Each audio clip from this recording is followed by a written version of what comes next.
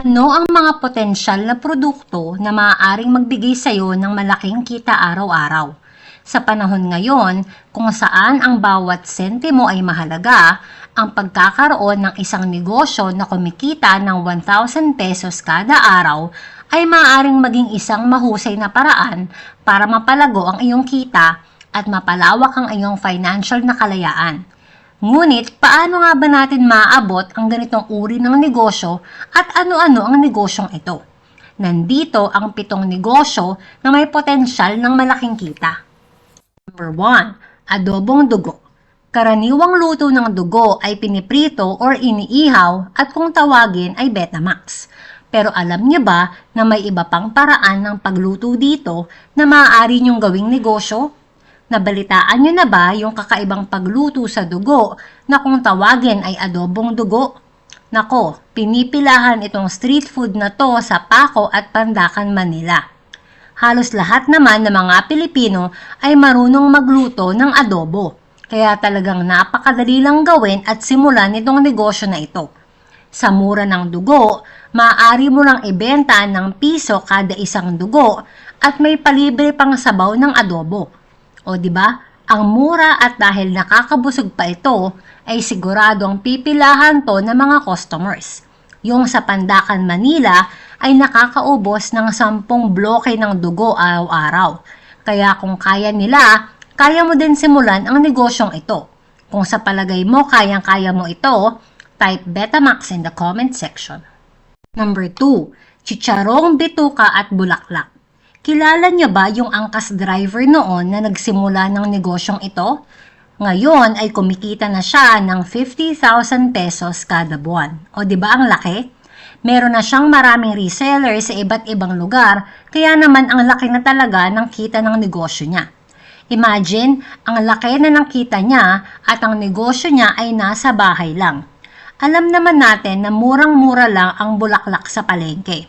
Sa halagang 500 pesos lang na bulaklak, ay pwede ka nang magsimula.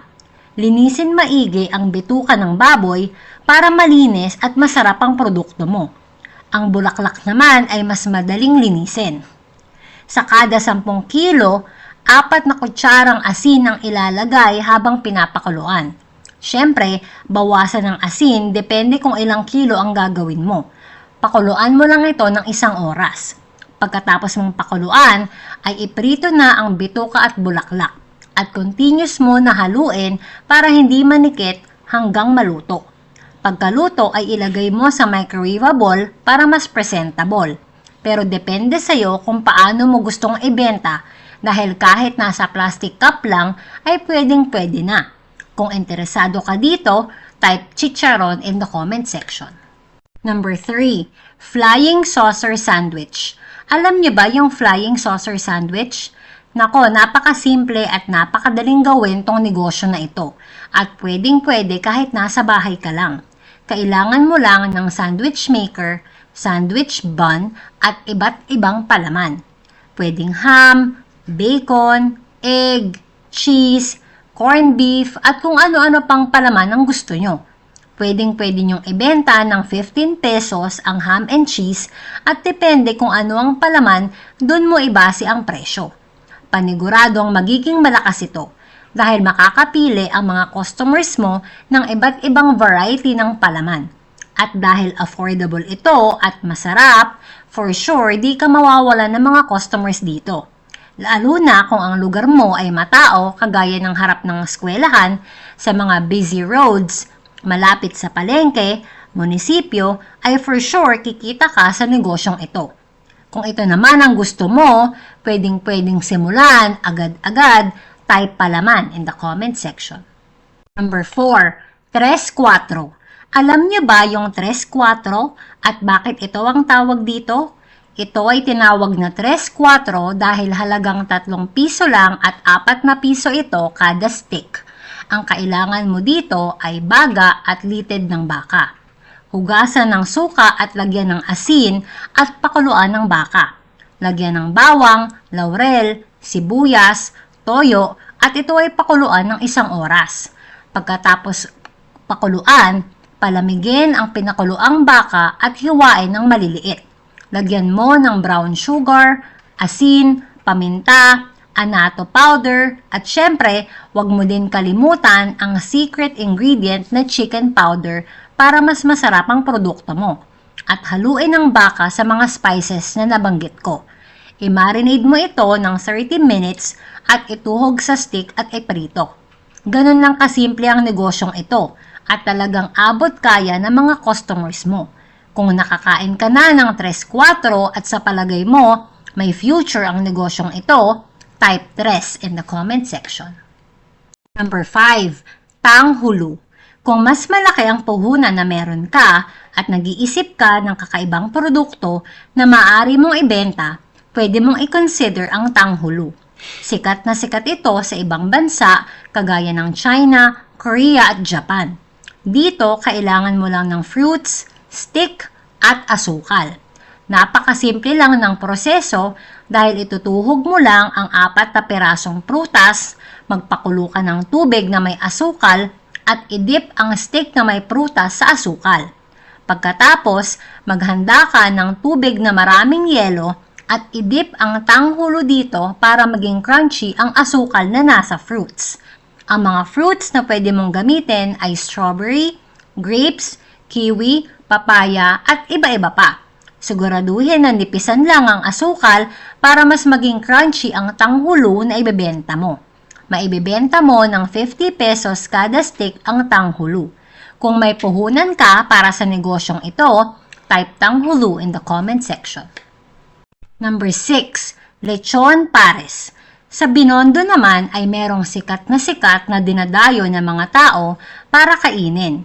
Ito ay ang lechon pares sa Vicente Street. Alam niyo ba na nagsimula lang ang negosyo niya sa bangketa? At dahil sa sobrang dami na ng customers niya, ay kinailangan na niyang kumuha ng malaking pwesto.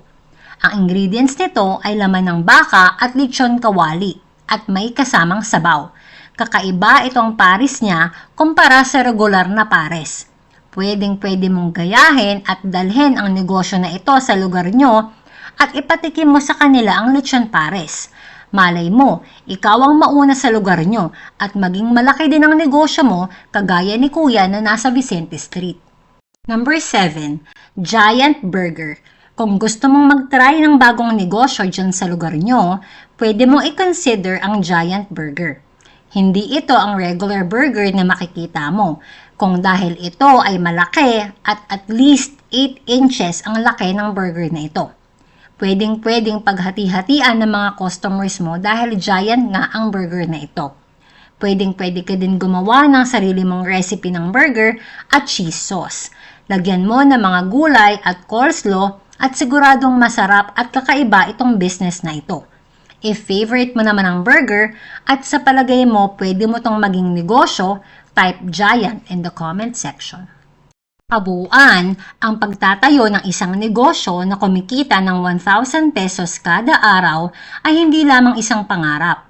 Ito ay isang goal na maaari nating makamit sa pamamagitan ng disiplina at maingat na pagpaplano, kasama ang tamang kaalaman at kasanayan sa negosyo. Ito ang simula ng isang maginhawang kinabukasan at mas stable na financial status para sa ating lahat. Handa ka na bang simulan ng iyong negosyo at makamit ang tagumpay? Huwag mong hayaan dumaan lang ang mga araw na wala kang ginagawa para mapabuti ang financial status mo. Magsimula ka na magnegosyo. That's it for today mga kabos, mga kamama. I hope day by day natutulungan ko kayo to be more intentional with your money para in the future together we can all build generational